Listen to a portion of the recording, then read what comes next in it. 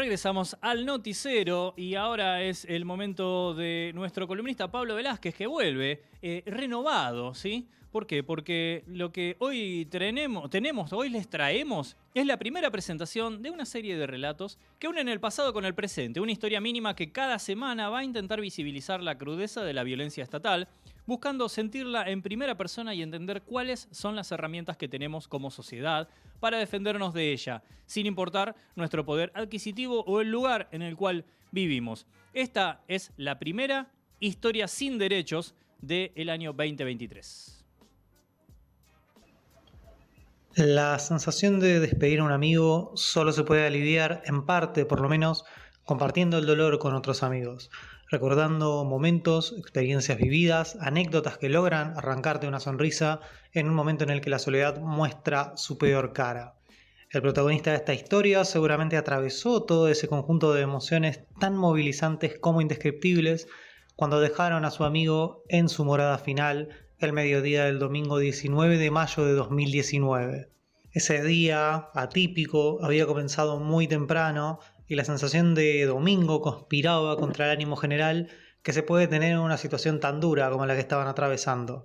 Es posible que por eso, como buen grupo de amigos que aparece y se abraza en las difíciles, decidieron seguir acompañándose y hacer un asado para homenajear y despedir a su amigo. Decidido entonces, juntaron la plata y se subieron a una camioneta Fiat Ducato blanca con un ploteo de Aiza y emprendieron el camino que los llevó hacia la avenida Perón al 7200 en la localidad de Martín Coronado. Allí hay una sucursal de una famosa franquicia de supermercados para expertas en ahorro, en la cual decidieron conseguir la comida para el asado. Después de la compra, este grupo de amigos tuvo un altercado producto de mercadería que no se había abonado, que habían intentado pasar y bueno, no habían pagado, situación que rápidamente escaló en el tono, en la discusión con un empleado del negocio. Finalmente, tras devolver las cosas que no se habían abonado, los jóvenes continuaron su camino.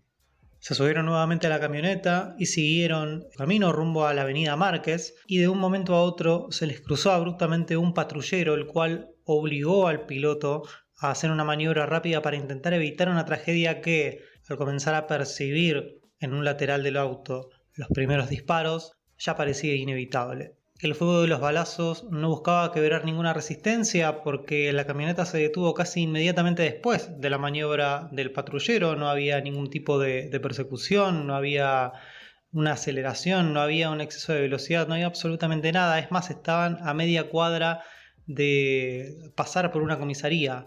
Y cuando comenzaron a bajar, se encontraron con un desproporcionado operativo policial que incluyó 6 patrulleros. 6. Bajaron casi todos de la camioneta. Uno de ellos tuvo que bajar con asistencia y rápidamente fue trasladado a un hospital, ya que había recibido un balazo en el estómago. Pero otro de los jóvenes no bajó. En su caso, las balas fueron fatales. Se encontraron con un operativo cerrojo, ya que desde el supermercado dieron aviso a la policía bonaerense unos momentos antes sobre un presunto hurto, que por cierto no pudo ser comprobado al no encontrarse mercadería en la posterior inspección que se hizo a la camioneta. Los jóvenes que quedaron milagrosamente ilesos, quienes comenzaron el día despidiendo a un amigo, ahora estaban siendo verdugueados y golpeados por uniformados que los acusaban por un robo.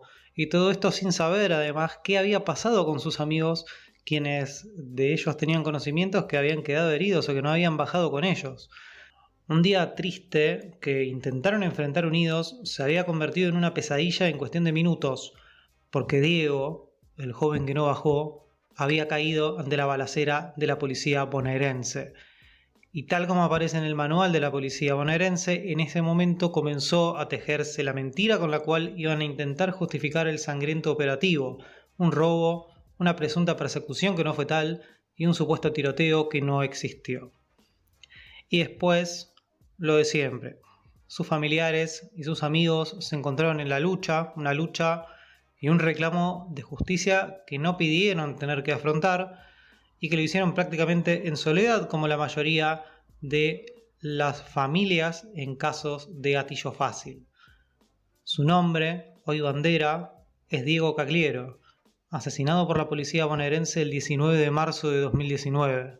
Tenía 30 años, estaba a meses de conocer a su primer hijo, Camilo, quien nació en septiembre de ese año. Era cantante, creador de la agrupación Payaso Ortopedia y además le ponía letra a sus canciones. De hecho, en El Militarta, Diego cantaba: "Basta estos dinosaurios que a la iglesia van y que almuerzan al mediodía con Mirta Legrand. Basta estos otarios que a los pibes del barrio denuncian por escabio o por volado y apoyan a un militar". Esta semana, a más de 3 años del hecho, comenzó el juicio contra Rodrigo Canstad y Sergio Montenegro, los agentes implicados en el crimen y en el intento de homicidio de Mauro, el otro herido en el hecho, quien afortunadamente pudo sobrevivir.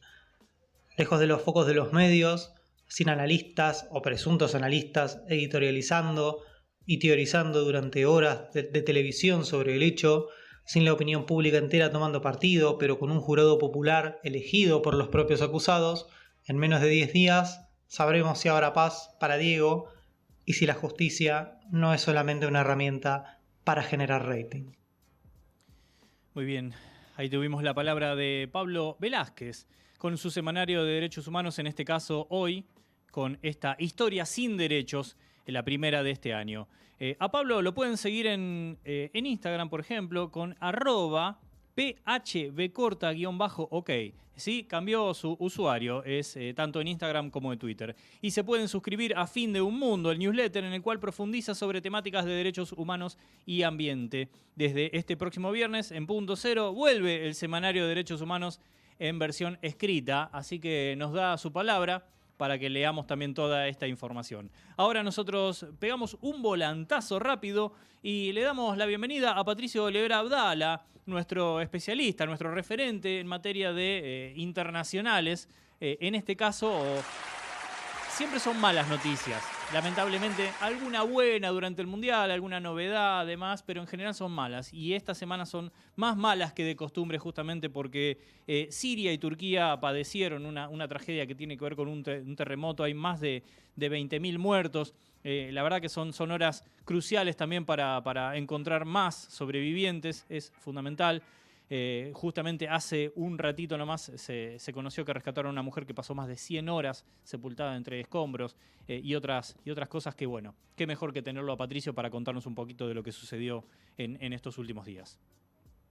¿Qué tal, Diego? ¿Cómo estás? ¿Cómo está toda la audiencia? Un saludo para todos ahí del equipo de la radio. Bueno, sí, lamentablemente siempre vengo a traer malas noticias y no es lo más agradable, ¿no? Pero bueno, es un poco la realidad de lo que pasa en el mundo y lo que pasa sobre todo en esta región que el lunes pasado fue sacudido por un tremendo terremoto de unos 7.8 en escala de Richter.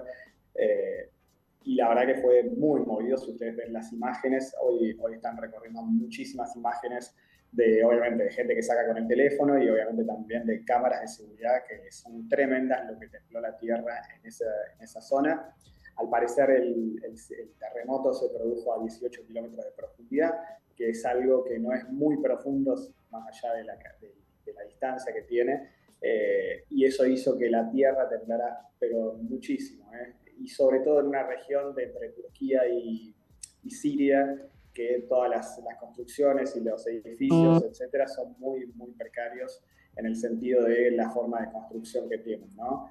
Sobre todo en la región de Turquía, donde los edificios prácticamente se desplomaron de una forma como si fuese todo de papel, ¿no? Y eso hizo y produjo que hubiesen muchísimos muertos. Hasta el momento la cifra asciende a más de 20.000 personas muertas, fallecidas entre Siria y Turquía. Este temblor también se hizo sentir en regiones como Chipre, en la isla de Chipre, y hasta llegó al Líbano y a algunas regiones del norte de Palestina y Israel también. ¿Sí? Pero bueno, ahí fue un poquito menor, pero también el coletazo trajo algunas destrucciones a nivel estructural en la región del Líbano. Sobre todo ahora, bueno, están los rescatistas tratando de sacar a los sobrevivientes. Como vos dijiste, hay gente que está siendo rescatada por hace más de 100 horas. Obviamente también esto es a contrarreloj, a medida que vaya pasando el tiempo cada vez es más difícil encontrar sobrevivientes, pero bueno, la esperanza siempre está. y hace poco hablaban en la televisión también acerca de un caso en Haití, cuando estuvo el terremoto en Haití, que rescataron a una persona después de 15 días, ¿no? Eso sí que es bastante milagroso y no es muy común. Pero bueno, hay muchos rescatistas de todas partes del mundo, todos los países han enviado ayuda humanitaria. En la región de Siria también, y en esta parte de lo que sería el este, convengamos que es un poco el suroeste, también un poco el noroeste de Siria, es donde está la parte más crítica de lo que fue el terremoto. Y encima a esto se le agrega que están en pleno invierno y en algunas regiones está hasta nevando, hace muchísimo frío, entonces las horas que pasan, que pasan las horas, es mucho más complicado ir sacando gente con vida, ¿no? También las estructuras, digamos, los edificios se siguen derrumbando, como lo dijimos hace un ratito, o sea, muy débil las estructuras que hay en esta región. Obviamente la gente tampoco tiene a dónde ir, se están haciendo corredores humanitarios para que la gente pueda tener algún lugar, pero bueno, hay una crisis bastante grave acerca de esto. Bueno, los gobiernos obviamente de Turquía y de Siria están haciendo lo posible. También tenemos que agregar otro puntito ahí de color negro para esta tragedia, es que Siria también está bloqueado a nivel económico por las sanciones que tiene Estados Unidos, y hace un par de horas Estados Unidos como que levantó momentáneamente la ayuda económica, digamos, el bloqueo de la ayuda económica hacia Siria, y que los países que quieran aportar lo podían hacer. Así que bueno, son horas bastante dramáticas para toda la región, sobre todo en Turquía, ¿no? Que es donde está la mayor catástrofe en relación a este terremoto, pero bueno, se han visto muchos chicos salir debajo de los escombros después de muchísimas horas. Se cree que se van a poder seguir rescatando, pero bueno, como dijimos, ¿no? A medida que pasa el tiempo, las inclemencias climáticas también no son las más favorables, están en pleno invierno y esto hace más dificultoso todo. También decirle y recordarle a la audiencia que luego del terremoto hubo muchas réplicas sobre esta región. Hacía más de 20 años en algunos sectores de algunas regiones tanto de Siria como del Líbano que no se producía algún tipo de movimiento de esta magnitud, ¿no? Entonces esto hizo que entre los edificios que tienen una pésima construcción y todo lo que tiene que ver con digamos, la vida precaria que llevan algunas regiones de estos países, hizo que la catástrofe sea peor, ¿no? Yo estuve viendo hasta hace un ratito imágenes de algunas regiones, bueno, Alepo, Idlib, que es una región de Siria, donde, si ustedes recuerdan, en lo que fue la guerra de Siria, era como un bastión opositor al régimen de Siria. Y bueno, entre que ya estaba destruido, imagínense lo que fue esto, ¿no? Así que la ayuda humanitaria está llegando de a poco a algunos sectores, y también en Turquía, aparte de todo esto, digamos que los kurdos que estaban realizando algunas operaciones militares en incursión a Turquía han decidido parar un poco, sacar un poco el pie del acelerador, ¿no? Para no entorpecer un poco más lo que está haciendo la reconstrucción, ¿no? Así que bueno, este es el panorama que tenemos hoy. Vamos a ver a cuánto asciende la cifra de muertos. Creemos que va a llegar a más de 25.000 personas fallecidas. Es un número enorme. Recordemos que es uno de los peores terremotos que ha arrojado esta región, ¿no? Pero bueno, estamos ahí a la expectativa de ver de qué pasa y bueno, cómo se levanta después de todo este desastre, ¿no? Tal cual. Agrego que justamente ayer por la noche, jueves, Argentina envió 28 socorristas también a colaborar en el rescate de sobrevivientes y también en el hallazgo de cuerpos. Hay países de Latinoamérica, bueno, Centroamérica también, y norte, que han enviado a sus rescatistas, y así como en toda la región de Medio Oriente, ¿no? Todos están ayudando para poder sacar a las personas que están debajo de los escombros. Pero bueno, la ayuda humanitaria ha llegado. Y también iba a decir que en Turquía estaban por producir las elecciones, ahora dentro de poquito, creo que en marzo o en abril, y bueno, parece ser que se van a posponer por esta cuestión, ¿no? Obviamente, algo lógico que podría pasar. Bien, para completar y para cerrar, algo que también vos, Patricio, lo estuviste desarrollando, digamos, casi durante toda la columna de internacionales desde que estás en el Noti, que tiene que ver con la guerra en Siria. Y yo voy a dar un dato como para también graficar la gravedad de este acontecimiento, es que se hablaban de millones de personas afectadas justamente por la guerra en Siria. Estadísticamente se situó en alrededor de 15 millones de personas afectadas. Bueno, este terremoto deja un saldo de 11 casi millones de personas afectadas, lo cual también ahí tenés una especie de referencia de la gravedad justamente de lo que aconteció antes y lo que acaba de suceder hace pocos días. Exactamente, y justamente esta región que es la más devastada, entre la frontera entre Turquía y Siria, es donde también se han producido los últimos hechos más lamentables, ¿no?, de lo que es la guerra, de lo que ha dejado el ISIS en esta región. Digamos que ahí quedaron como las últimas células de todo lo que es la guerra, y bueno, también está a flor de piel esa zona porque Turquía incursionaba dentro del territorio sirio, y así, bueno, los kurdos también pasaban para el otro lado. Entonces, como que es una zona bastante caliente y ahora se le suma todo esto que pasó, ¿no? Tal cual. Bueno, Patricio, no sé si te quedó algo de información, fue bastante completo, sí, así que yo pregunto por las dudas. Sí, tengo un par de punteos más también. Decirles por un lado que hace un par de horas, o una hora y media más o menos, hubo un atentado en el centro de Jerusalén. Se atacó una estación de colectivos, al parecer es un terrorista, obviamente, de origen palestino. Hubo el saldo de 2 muertos, y bueno, están investigando ahora, pero esto fue muy reciente. Eso por el lado del conflicto entre Israel y Palestina también, ¿no? Y una noticia así un poco, para tener un poco ahí con la lupa, ¿no?, y un llamado de atención para ver las diferencias que hay entre Europa y Argentina o Sudamérica, es que la Unión Europea está invirtiendo plata para evitar de que lleguen más inmigrantes o expulsar a los inmigrantes ilegales que están en Europa, ¿no? Una nota un poco contradictoria, ¿no?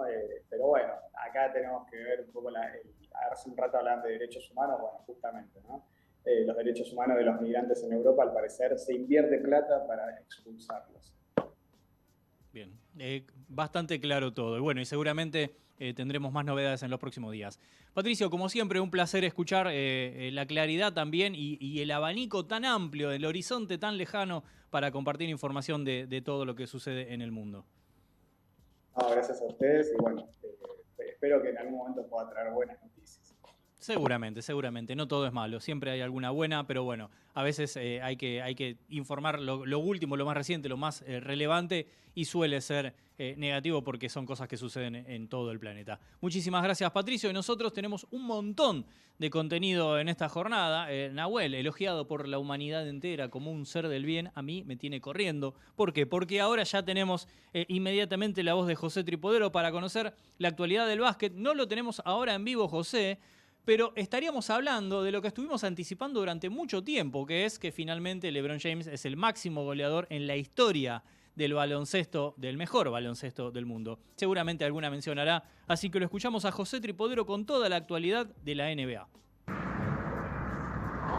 Buen día, amigos y amigas del noticiero, aquí con algunas novedades de la NBA en una semana que fue bastante candente, porque se dieron muchas situaciones a partir de la semana de lo que fue el trade, es decir, lo que sería el mercado de pases de la NBA. Pero antes tenemos que señalar el hecho histórico de estos días, que fue el de LeBron James convirtiéndose en el máximo anotador de la historia de la NBA, superando a Kareem Abdul-Jabbar. Esto fue el día martes, en el partido en el que Lakers cayó frente a Oklahoma City Thunder 133-130. LeBron convirtió 38 puntos, con 36 superaba ya a Abdul-Jabbar, pero el jugador con el dorsal número 6 marcó 38 y eso ya lo destinó a la gloria eterna, podemos decir, porque además no solamente superó a Kareem Abdul-Jabbar, sino que además sigue contando, porque está teniendo una temporada muy buena en lo personal, no tanto así su equipo, y logró alcanzar esto, que era claramente una de sus metas más esperadas, ¿no? por por alcanzar. Y bueno, fue claramente todo a pedir de LeBron porque se dio en el Crypto Center, que es el estadio donde hace de local los Lakers. Podía haberse dado antes en la gira que estuvo que tuvo el equipo de Los Ángeles por el este, y también algunos partidos de visitante contra New Orleans Pelicans, por ejemplo, pero bueno, finalmente se dio en la noche del martes. En el siguiente audio les cuento algo de lo que fue esta loca semana de mercado de pases de la NBA. Bien, el mercado de pases de la NBA es muy diferente a lo que podemos pensar si tenemos en cuenta lo que es el fútbol, por ejemplo, en el cual el intercambio se da a partir de dinero, ¿sí? O, bueno, a veces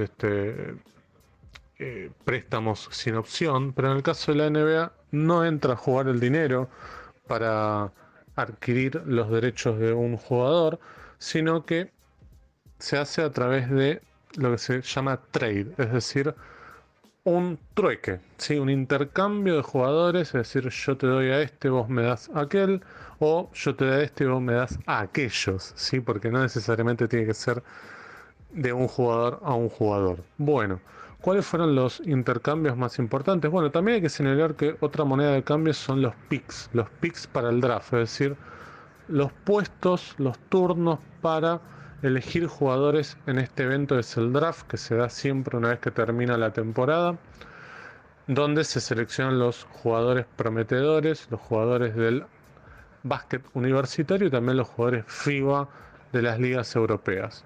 Bueno, ¿qué es lo que estuvo pasando en esta semana? Creo que es el trade más adrenalínico del que yo tengo memoria, ¿sí? Porque primero todo comenzó con el pase de Kyrie Irving, sorpresivo, de un día para otro. La madre de Kyrie Irving, que es la que maneja todas las cuestiones vinculadas al básquet de su hijo, anunció que Kyrie Irving quería irse de Brooklyn Nets, ¿no? Esto, por supuesto, despertó una ola de supuestos y de entredichos, y de un día para otro Kyrie Irving terminó en Dallas Mavericks, ¿sí? Algo extraño, se hablaba de que podía llegar a terminar en el equipo texano, pero lo cual, esto llamaba mucho la atención porque de base está Luka Doncic y no necesitan otro base. Bueno, acordémonos que finalmente cuando Facu Campazzo consiguió club en Dallas, consiguió un lugar allí, fue cortado al poco tiempo porque priorizaron a otros jugadores que están en este momento en ese equipo. Bueno, ¿qué jugadores entregó Dallas a cambio de Kyrie Irving? Bueno, a Spencer Dinwiddie, que ya había jugado en Brooklyn y fue cortado de una manera bastante humillante, enviado a Washington, y de Washington fue a Dallas, ahora vuelve a Brooklyn. Y también Finney Smith, que era probablemente uno de los mejores defensores que tenía Dallas, está dejando ir a probablemente uno de los jugadores que por lo menos le daba un poco de seguridad abajo del aro. La verdad es una movida muy marcada para lo que vino después. ¿Por qué? Porque se empezó a caer lo que fue el emporio de Brooklyn, cuando en aquella noche se dio a conocer que Brooklyn adquiría a Kevin Durant y a Kyrie Irving, ¿sí? Con ambiciones de ganar anillos. Bueno, no ganaron ningún anillo. Con Kyrie Irving y Kevin Durant, Brooklyn Nets solo ganó una serie de playoffs. Es decir, es un verdadero fracaso la gestión de Brooklyn. Y por supuesto también los números individuales de Irving y de Durant son muy buenos, pero no llevaron al equipo para que estuviera ni siquiera ganando una conferencia, ni siquiera jugando una final de NBA. Bueno, Durant, el otro jugador que también se va, la otra superestrella de Brooklyn, finalmente terminó en Phoenix Suns. Phoenix Suns armó un equipo impresionante porque ahora tiene un Big Four. Es decir, tiene 4 superestrellas. Tiene, además de Kevin Durant, a los que ya estaban, Chris Paul, el base, el número 3, Devin Booker y DeAndre Ayton. Si estos 4 jugadores llegan a coincidir, me parece que Phoenix se encamina a por lo menos ser el campeón de la Conferencia del Oeste. Y en el último audio les voy a contar bien cuáles son las otras movidas, que también hubo una gran cantidad de cimbronazos. Bueno, velozmente les cuento, hubo movidas en prácticamente todos los equipos. Por ejemplo, en Los Ángeles Lakers, ya que hablamos de LeBron y demás, se fueron muchos jugadores, se fueron 2 bases. Se fue Westbrook, que tenía prácticamente todos los números para buscarse un nuevo club, terminó en Utah Jazz. Patrick Beverley, este jugador que a veces se le sale un poco la chaveta, termina en Orlando Magic. Orlando le da a Los Ángeles Lakers a Mo Bamba, un jugador bastante importante. Y lo más destacado del caso de los Lakers es la vuelta de D'Angelo Russell, el jugador que juega en el dorsal número 0, proveniente de Minnesota, vuelve a ser el base de Los Ángeles Lakers. Así que Los Ángeles Lakers parece armarse un buen equipo y necesita de grandes jugadores para tratar de por lo menos alcanzar el play-in. En otras movidas también que son como muy importantes, la llegada de Josh Hart a los New York Knicks a cambio de Cam Reddish, que no era tenido en cuenta por Tom Thibodeau en los Knicks, y termina en Portland. En Portland justamente se hablaba de que Damian Lillard podía llegar a ser incluido en un trade, pero Portland directamente lo sacó de cualquier negociación posible. Así que Damian Lillard va a seguir en Portland. Después, entre otras movidas también, hay que decir que Saric, el jugador de Phoenix Suns, termina en Oklahoma City Thunder. También es un poco llamativo esto. Y al mismo tiempo tenemos que decir jugadores que parecía que sí o sí se iban a ir y finalmente no.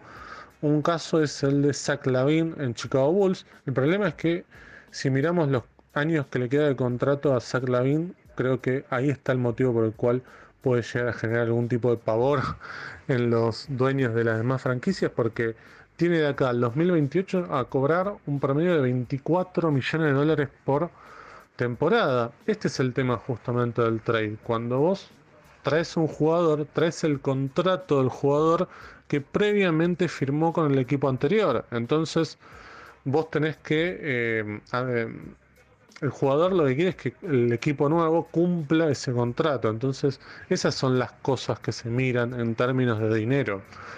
No es solamente cambiar el jugador uno por otro. También, entre otras movidas bastante extrañas, John Wall vuelve a terminar en Houston.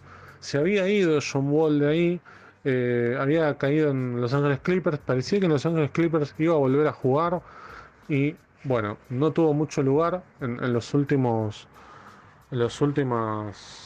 semanas, y finalmente termina en Houston, una movida bastante extraña. Eric Gordon también vuelve a Houston, pero en otra triangulación va a jugar en otro equipo. Las movidas siguen un poco más allá de que ya se cumplió el plazo para hacer los trades. Lo que sucede también es que muchos jugadores llegan a un equipo y ese equipo los corta, porque bueno, lo que quería quizás el equipo era tener los picks para el draft y no el jugador, ¿sí? Así que bueno, muchas movidas en cuanto a los pases previo a lo que va a ser el All-Star y lo que va a ser claramente el comienzo del último tramo de la temporada regular. Bien, en cuanto a juegos, más que juegos, vamos a hablar de las posiciones. Por el lado del este, Boston y Milwaukee siguen dominando, sin dudas. Ha caído bastante Brooklyn y veremos qué es lo que depara para el futuro, porque ya no está Durant, ya no está Irving tampoco, así que veremos dónde termina Brooklyn. Cleveland sigue sólido, mantuvo su equipo, veremos si los New York Knicks aprovechan un poco esto, o Miami también. Así que ese es el panorama por el lado del este. Por el lado del oeste la cosa se complicó totalmente, porque si bien Denver sigue siendo el puntero, ahora hay que pensar que están Kevin Durant, Kyrie Irving, jugadores que no estaban en esa conferencia y ahora lo están, entonces van a pasar a ser una competencia más para lo que ya era una conferencia muy peleada. Así que veremos cómo se dan en las semanas siguientes y empezamos a ver los cambios de este trade bastante alocado que tuvimos en esta semana de la NBA. Les mando un saludo muy grande, un gran fin de semana, espero que tengan y nos hablamos la semana que viene. Adiós. Muy bien, esa fue la palabra de José Tripodero que no vendió, pero lo voy a hacer yo. Pueden escucharlo y verlo todos los jueves en la nueva temporada de Cine Continuado. Jueves 20 horas acá en Punto Cero y al mismo tiempo también, y en esto sí le abro el micrófono a Vicky, para que venda en conjunto el proyecto Sucesos Argentinos. Bueno, pueden escuchar Sucesos Argentinos, es el podcast que hacemos junto a José Tripodero. Hablamos de películas argentinas, justamente, y de algunas otras cositas. Y también les invito a sumarse a nuestro chat de Telegram de Sucesos Argentinos, en donde hablamos de cine argentino, de cine en general, del podcast, debatimos y cosas gastronómicas también, todo muy, muy lindo y variado. Muy bien, mira lo que te voy a decir, Vicky, esto no lo pensaste, pero Nahuel mira mucho y no está en el Telegram. Mirá lo que te digo. No, Nahuel hay que sumarlo, hay que invitarlo. Le voy a mandar un link de invitación. No sé, lo dije. Especial para Nahuel. Muy bien, ahora lo charlamos en el corte porque nosotros nos tenemos que ir volando ya al último bloque de esta jornada de Noticiero. Pero antes, de paso, en el medio, lo que vamos a tener es un flash informativo con un resumen muy, muy breve de 1 minutito y monedas y chirolas. Me estoy poniendo cada vez más viejo porque me gusta decir esas expresiones de otras épocas. Bueno, flash informativo, música y ya volvemos para cerrar el Noticiero. Avanza hacia el juicio. La Comisión de Juicio Político de la Cámara de Diputados aprobó la admisibilidad de expedientes para iniciar acciones contra la Corte Suprema de Justicia. La acusación por mal desempeño ganó con 16 votos a favor. Peajes sin pago. El Ministerio de Innovación Pública, Vialidad y Agencia Nacional de Discapacidad presentaron este viernes la excepción de pago de peajes.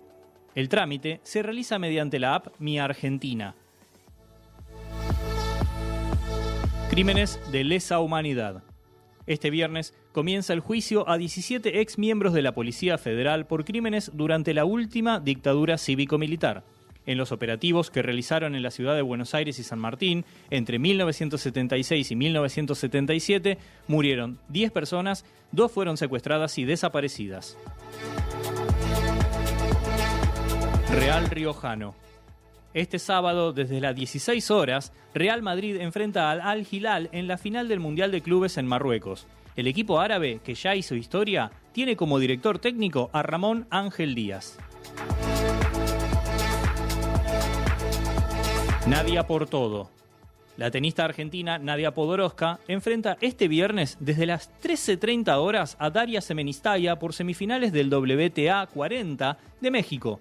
La rosarina acaba de ganar el torneo de Cali, Colombia.